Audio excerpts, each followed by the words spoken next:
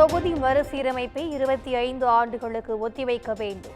முதல்வர் தலைமையில் நடைபெற்ற கூட்டுக்குழு நடவடிக்கை கூட்டத்தில் தீர்மானம் நிறைவேற்றம்.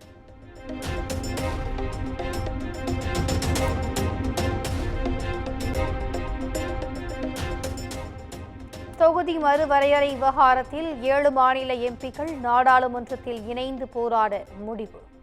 சென்னையில் நடைபெற்ற ஆலோசனைக் கூட்டத்தில் தீர்மானம் நிறைவேற்றம்.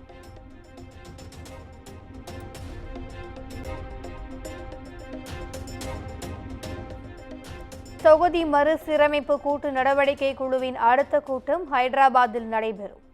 சென்னையில் நடைபெற்ற ஆலோசனைக் கூட்டத்தில் முடிவு.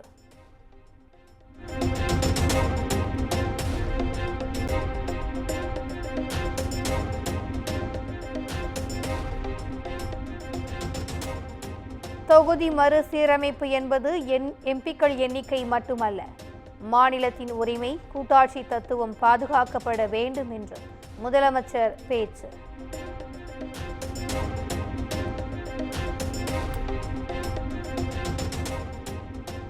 நியாயமான தொகுதி மறுசீரமைப்பையை வலியுறுத்துவதாக முதலமைச்சர் பேச்சு. மக்கள் தொகை அடிப்படையில் தொகுதி மறுவரையறை செய்யப்பட்டால் தமிழ்நாடு 8 எம்பி தொகுதிகளை இழக்கும் என்றும் எச்சரிக்கை.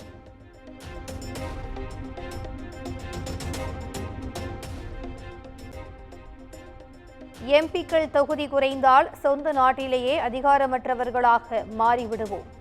சமூக நீதி, பெண்களின் முன்னேற்றம் பாதிக்கப்படும் என்றும் முதலமைச்சர் மு.க. ஸ்டாலின் பேச்சு.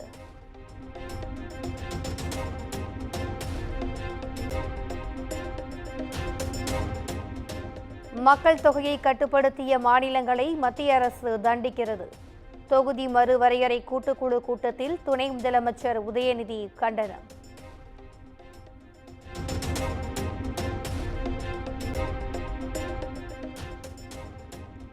தொகுதி மறுவரையறை விவகாரத்தில் மத்திய அரசு மாநில அரசுகளுடன் அர்த்தமுள்ள உரையாடல்களை தொடங்க வேண்டும்.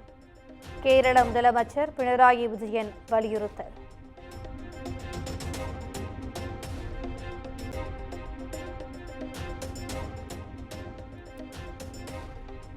மத்திய பாஜக அரசு தாங்கள் நினைப்பதையே முடிவாக எடுப்பதாக தெலுங்கானா முதல்வர் ரேவந்த் ரெட்டி குற்றச்சாட்டு.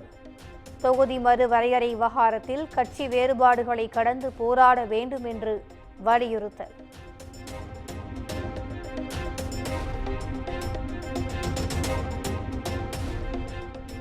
தொகுதி மறுவரையறை கூட்டு நடவடிக்கை குழு கூட்டத்தில் ஒடிசா முன்னாள் முதல்வர் நவீன் பட்நாயக் காணொலி மூலம் உரை. மக்கள் தொகை அடிப்படையில் தொகுதி மறுவரை கூடாது என்றும் வலியுறுத்தல்.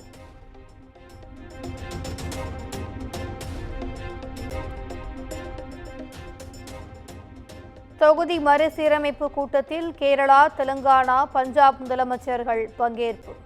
கர்நாடக துணை முதல்வர் டி.கே. சிவக்குமார் மற்றும் அரசியல் கட்சி பிரதிநிதிகள் பங்கேற்று உரை.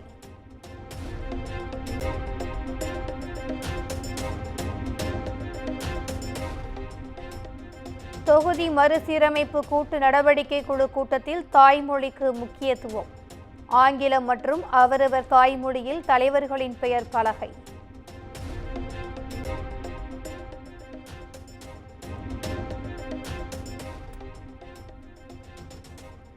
தொகுதி மறுவரை நடவடிக்கையில் எந்த மாநிலமும் பாதிக்கப்படக்கூடாது.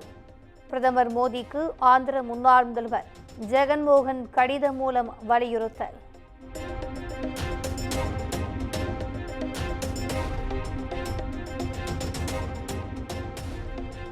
திமுக அரசை கண்டித்து தமிழ்நாடு முழுவதும் பாஜக கருப்பு கொடி போராட்டம். அரசுக்கு எதிரான மக்களின் கோபத்தை திசை திருப்ப திமுக அரசு நாடகம் ஆடுவதாக கண்டனம்.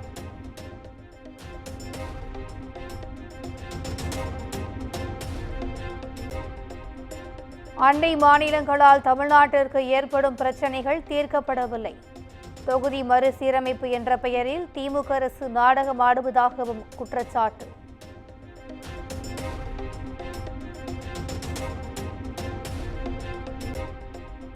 சென்னை கே.கே. நகர் இஎஸ்ஐ மருத்துவமனையில் மாணவர் தாக்கப்பட்டதற்கு கண்டனம். கல்லூரிக்குள் மாணவர்கள் உள்ளிருப்பு போராட்டம்.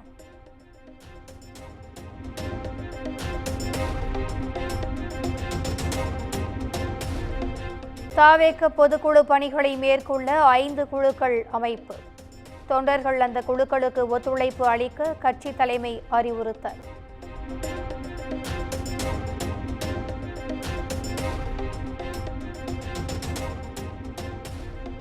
நெல்லையில் கொலை செய்யப்பட்ட ஓய்வு பெற்ற காவல் அதிகாரி ஜாகிர் உசேன் வீட்டிற்கு போலீஸ் பாதுகாப்பு இல்லை என ஜாகிர் உசேனின் மகன் வீடியோ வெளியிட்ட நிலையில் மாநகர காவல் ஆணையர் நடவடிக்கை.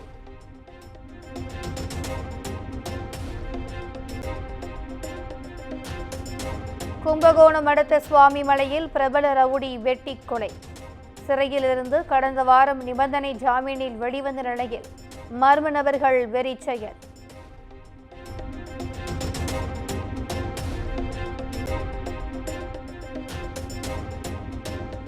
கள்ளக்குறிச்சி மாவட்டம் சின்னசேலம் அருகே வன காப்பாளர் மீது துப்பாக்கிச் சூடு. விலங்குகளை வேட்டையாட சென்றவர்களை பிடிக்க முயன்றபோது விபரீதம்.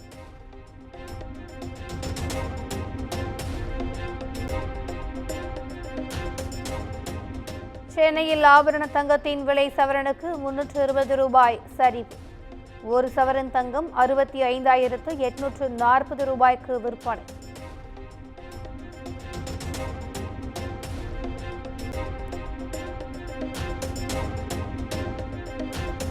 கொல்கத்தாவில் கண்கவர் கலை நிகழ்ச்சிகளுடன் இன்று தொடங்குகிறது 18வது சீசன் IPL கிரிக்கெட் திருவிழா. முதல் போட்டியில் நடப்பு சாம்பியனான கொல்கத்தாவும் பெங்களூரு அணியும் மோதுகின்றன.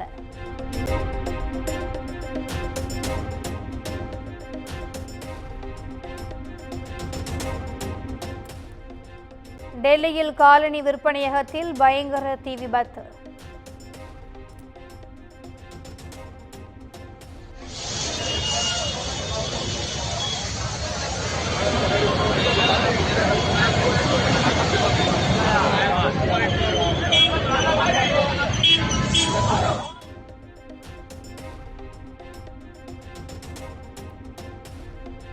எட்டு வாகனங்களில் வந்த தீயணைப்பு வீரர்கள் தீயை கட்டுப்படுத்த போராட்டம்.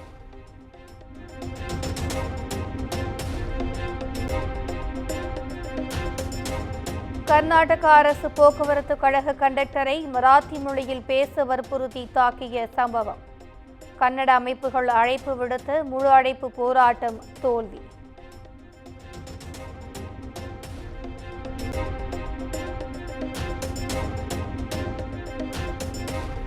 ஜம்மு காஷ்மீரில் அங்கன்வாடி ஊழியர்கள் போராட்டம்.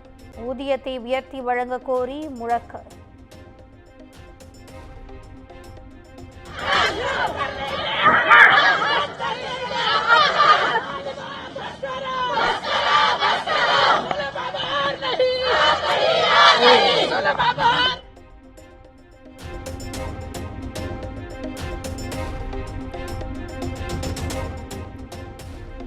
பாஜக தேர்தல் வாக்குறுதியை நிறைவேற்ற கோரி டெல்லியில் ஆம் ஆத்மி போராட்டம்.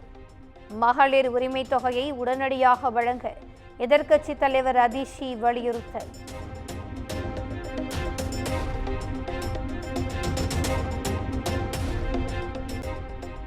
மத்திய பிரதேசத்தில் கொல்லப்பட்டதாக கருதப்பட்ட பெண் 18 மாதங்களுக்கு பின் உயிருடன் வந்ததால் உறவினர்கள் இன்ப அதிர்ச்சி. பெண் கொலை வழக்கில் 4 சிறையில் அடைத்த போலீஸ் திகைப்பு.